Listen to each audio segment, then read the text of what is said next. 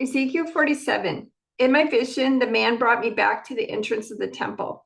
There I saw a stream flowing east from beneath the door of the temple and passing to the right side, to the right of the altar on its south side. The man brought me outside the wall, through the north gateway, and led me around to the eastern entrance. There I could see the water flowing out through the south side of the east gateway.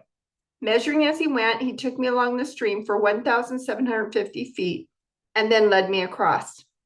The water was up to my ankles. He measured off another 1,750 feet and led me across again. This time the water was up to my knees. After another 1,750 feet, it was up to my waist. Then he measured another 1,750 feet, and the river was too deep to walk across. It was deep enough to swim in, but too deep to walk through. He asked me, "Have you been watching, son of man?" Then he led me back along the riverbank. When I returned, I was surprised by the sight of many trees growing on both sides of the river. Then he said to me, "This river flows east through the desert into the valley of the Dead Sea. The waters of this stream will make the salty waters of the Dead Sea fresh and pure. There will be swarms of living things wherever the water of this river flows. Fish will abound in the Dead Sea, for its waters will become fresh. Life will flourish wherever this water flows. Fishermen will stand along the shores of the Dead Sea, all the way from En-gedi to En-eglaim. The shores will be covered with nets drying in the sun.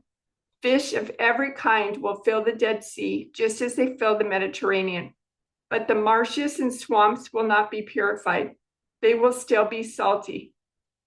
Fruit trees of all kinds will grow along both sides of the river. The leaves of these trees will never grow brown, will never turn brown and fall. There will always be fruit on their branches. There will be a new crop every month, for they are watered by the river flowing from the temple. The fruit will be for food, and the leaves for healing. This is what the sovereign Lord says: divide the land in this way for the 12 tribes of Israel. The descendants of Joseph will be given 2 shares of land. Otherwise, each tribe will receive an equal share. I took a solemn oath and swore that I would give this land to your ancestors, and it will now come to you as your possession. These are the boundaries of the land. The northern border will run from the Mediterranean toward Hethlon, and then on to Lebo Hamath, to Zedad. Then it will run to Beerothah and Sibram, which are on the border between Damascus and Hamath, and finally to Hazer Hadakon on the border of Haran. So the northern border will run from the Mediterranean to Hazar Enan, on the border between Hamath to the north and Damascus to the south. The eastern border starts at a point between Hanran and Damascus and runs south along the Jordan River between Israel and Gilead, past the Dead Sea, and as far south as Tamar. This will be the eastern border. The southern border will go west from Tamar to the waters of Meribah at Kadesh, and then follow the course of the brook of Egypt to the Mediterranean. This will be the southern border. On the west side, the Mediterranean itself will be your border, from the southern border to the point where the northern border begins, opposite Lebo Hamath. Divide the land within these boundaries among the tribes of Israel. Distribute the land as an allotment for yourselves and for the foreigners who have joined you and are raising their families among you. They will be like native-born Israelites to you and will receive an allotment among the tribes. These foreigners are to be given land within the territory of the tribe with whom they now live. I, the sovereign Lord, have spoken. Here is the list of the tribes of Israel and the territory each is to receive. The territory of Dan is in the extreme north. Its boundary line follows the Hethlon road to Lebo Hamath, and then runs on to Hazar Enan on the border of Damascus, with Hamath on the north, to the north. Dan's territory extends all the way across the land of Israel from east to west. Asher's territory lies south of Dan's and also extends from east to west. Naphtali's land lies south of Asher's, also extending from east to west. Then comes Manasseh south of Naphtali, and its territory also extends from east to west. South of Manasseh is Ephraim, and then Reuben, and then Judah, all of whose boundaries extend from east to west. South of Judah is the land set aside for a special purpose. It will be 8 1/3 miles wide and will extend as far east and west as the tribal territories with the temple at the center. The area set aside for the Lord's temple will be 8 1/3 miles long and 6 2/3 miles wide. For the priests, there will be a strip of land measuring 8 1/3 miles long by 3 1/3 miles wide, with the Lord's temple at the center. This area is set aside for the ordained priests, the descendants of Zadok, who served me faithfully and did not go astray with the people of Israel and the rest of the Levites. It will be their special portion when the land is distributed, the most sacred land of all. Next to the priest's territory will lie the land where the other Levites will live. The land allotted to the Levites will be the same size and shape as that belonging to the priests, 8 1/3 miles long and 3 1/3 miles wide. Together, these portions of land will measure 8 1/3 miles long by 6 2/3 miles wide. None of this special land may ever be sold or traded or used by others, for it belongs to the Lord. It is set apart as holy. An additional strip of land, 8 1/3 miles long by 1 2/3 miles wide, south of the sacred temple area, will be allotted for public use. Homes, pasture lands, and common lands, with this city at the center. The city will measure 1.5 miles on each side, north, south, east, and west. Open lands will surround the city for 150 yards in every direction. Outside the city, there will be a farming area that stretches 3 1/3 miles to the east and 3 1/3 miles to the west, along the border of the sacred area. This farmland will produce food for the people working in the city. Those who come from various tribes to work in the city may farm it. This entire area, including the sacred lands and the city, is a square that measures 8 1/3 miles on each side. The areas that remain to the east and to the west of the sacred lands and the city will belong to the prince. Each of these areas will be 8 1/3 miles wide, extending in opposite directions to the eastern and western borders of Israel, with the sacred lands and the sanctuary of the temple in the center. So the prince's land will include everything between the territories allotted to Judah and Benjamin, except for the areas set aside for the sacred lands and the city. These are the territories allotted to the rest of the tribes. Benjamin's territory lies just south of the prince's lands, and it extends across the entire land of Israel from east to west. South of Benjamin's territory lies that of Simeon, also extending across the land from east to west. Next is the territory of Issachar, with the same eastern and western boundaries. Then comes the territory of Zebulun, which also extends across the land from east to west. The territory of Gad is just south of Zebulun, with the same borders to the east and west. The southern border of Gad runs from Tamar to the waters of Meribah at Kadesh, and then follows the brook of Egypt to the Mediterranean. These are the allotments that will be set aside for each tribe's exclusive possession. I, the sovereign Lord, have spoken. These will be the exits to the city. On the north wall, which is 1.5 miles long, there will be 3 gates, each one named after a tribe of Israel. The first will be named for Reuben, the second for Judah, and the third for Levi. On the east wall, also 1.5 miles long, the gates will be named for Joseph, Benjamin, and Dan.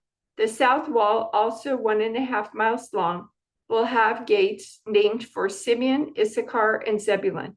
And on the west wall, also 1.5 miles long, the gates will be named for Gad, Asher, and Naphtali. The distance around the entire city will be 6 miles.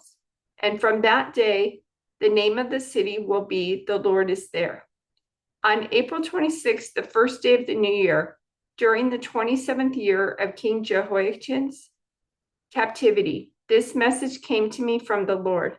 Son of man, the army of King Nebuchadnezzar of Babylon fought so hard against Tyre that the warriors' heads were rubbed bare and their shoulders were raw and blistered. Yet Nebuchadnezzar and his army won no plunder to compensate them for all their work. Therefore, this is what the sovereign Lord says: I will give the land of Egypt to Nebuchadnezzar, king of Babylon. He will carry off its wealth, plundering everything it has so he can pay his army. Yes, I have given him the land of Egypt as a reward for his work, says the sovereign Lord, because he was working for me when he destroyed Tyre. And the day will come when I will cause the ancient glory of Israel to revive. And then, Ezekiel, your words will be respected. Then they will know that I am the Lord. This is another message that came to me from the Lord. Son of man, prophesy and give this message from the sovereign Lord. Weep and wail for that day, for the terrible day is almost here, the day of the Lord. It is a day of clouds and gloom, a day of despair for the nations. A sword will come against Egypt, and those who are slaughtered will cover the ground. Its wealth will be carried away, and its foundations destroyed.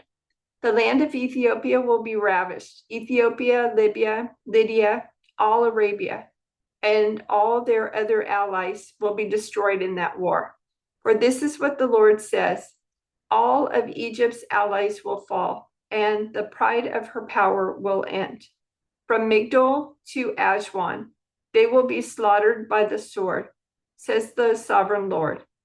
Egypt will be desolate, surrounded by desolate nations, and its cities will be in ruins, surrounded by other ruined cities.